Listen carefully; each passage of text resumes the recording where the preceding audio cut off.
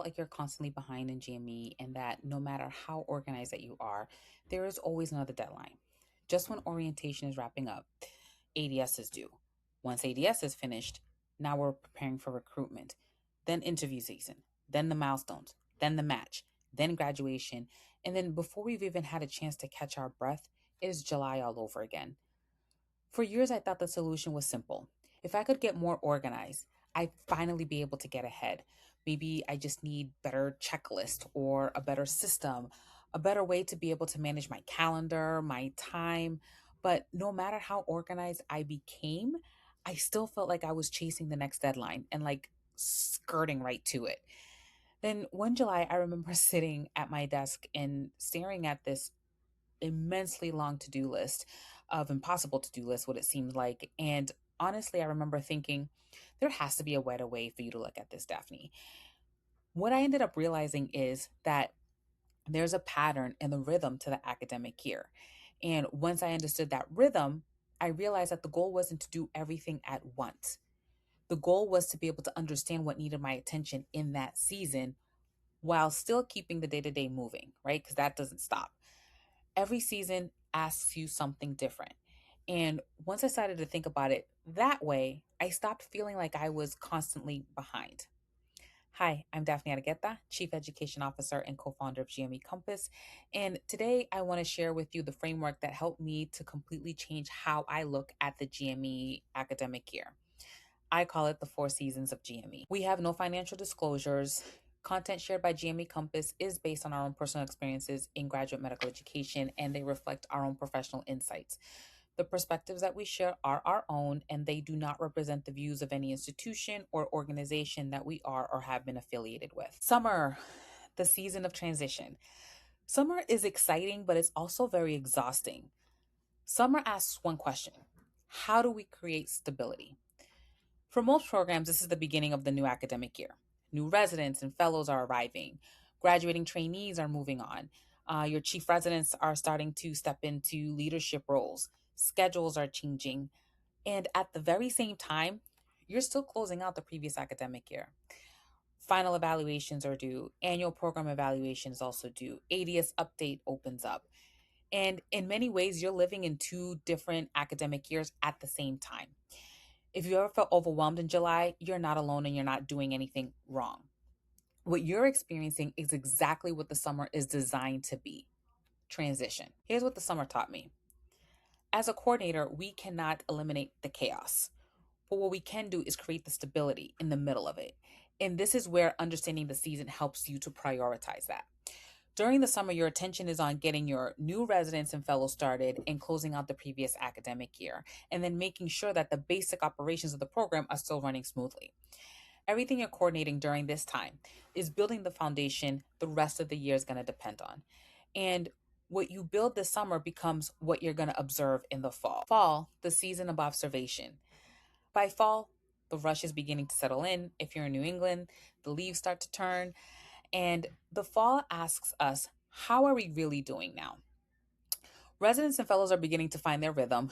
Your faculty settling into the academic year and starting to notice patterns in performance. Interview season begins. Evaluations are starting to come in or have been coming in. Data starting to accumulate. And now you have a few months to settle into the academic year. You can start to see how things are working. Are the processes you put in place working the way that you expected? Where are things running smoothly?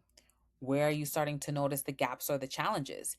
So this isn't necessarily the time to actually fix everything, but it is the time to pay attention, because before you decide what needs to change, you actually need to be able to understand what is actually happening in your program. Winter, the season of reflection. In New England, this is when we start getting snow. But by winter, you have collected months of information. You've observed what is working, and you're starting to see where maybe those gaps or opportunities for improvement are. And what the winter asks us is, what should we improve?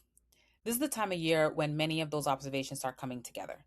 CCC meetings, milestones, semi-annual evaluations, PEC discussions, surveys, recruitment. On the surface, these can feel like administrative tasks, but together they give you the opportunity to be able to take a step back and reflect on how your program is doing.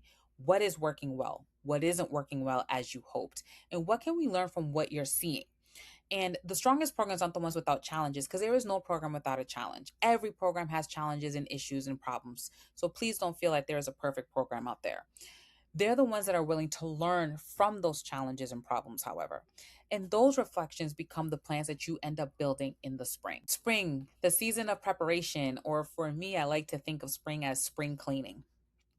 Spring can feel a little deceptive in GME because on the surface, it feels like we're wrapping things up, right? The match is complete.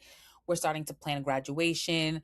We're starting to make decisions on like chief residents and promotions. Residents and fellows are also starting to prepare for what's going to be next for them in their new roles coming into the next academic year. But while one academic year is winding down, the next one is already beginning. And what spring asks us is, how do we prepare for what's next? This is where you start looking ahead. Orientation planning begins, schedules are reviewed, you're electing your new chief residents, policies, goals and objectives are being reviewed. Processes that didn't quite work as well this year, we take another look at those to see if this is something that we want to continue for the academic year, for the next academic year. Because here's something that I've learned. The best Julys, they're not built in July. They're built in the spring.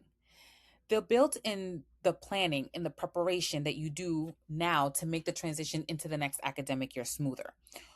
When you look at a process and say, we struggled with that last year, what can we do differently this time? You're taking what you learned and then you're using it to prepare for what's next. And a lot of that work happens quietly. Most people probably don't even realize that you're actually doing it.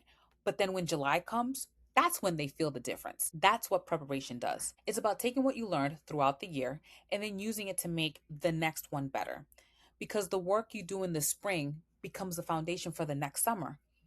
And then just like that, the cycle begins all over again. So why does this matter? Because most of the work of GME never really stops. There's always going to be another deadline. But understanding the seasons is going to give you a way to be able to step back from all of that and then take a look at the bigger picture. Instead of seeing the academic year as one long list of things that need to get done, you begin to understand where you are in the academic year and then what needs your attention during that season. And that doesn't mean that the day-to-day goes away again. What it means is that you have a framework for navigating it. And for me, that's what changed. I stopped looking at the academic year as a series of deadlines and started looking at it as more of a cycle and a season and a rhythm. So as you move through the academic year, remember, summer is about creating stability. Fall is about paying attention. Winter is about reflecting and learning. And then the spring is about preparing for what's next. Each season is going to build on the one before it. And together they create the rhythm of the GME academic year. So this week, I want you to take a step back and ask yourself, what season am I in? What season is my program in right now? More importantly, what needs my attention in this season?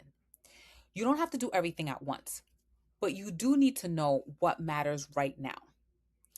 Thank you so much for joining me for another episode of GME Compass. I'd love to hear from you in the comments. Which season do you find most challenging and what has helped you to navigate it? For me, it was the spring because you are actively working on two different academic years. The summer, although it does feel busy and hectic, I'm closing out one when I'm in the other versus in the spring, if it makes sense, I'm actually physically working at the same time in two academic years. There were many times that I'm like, wait, what year are we talking about? This year or next year? If you enjoyed this video, please like, share, and subscribe to GME Compass. Until the next time, keep navigating GME with confidence.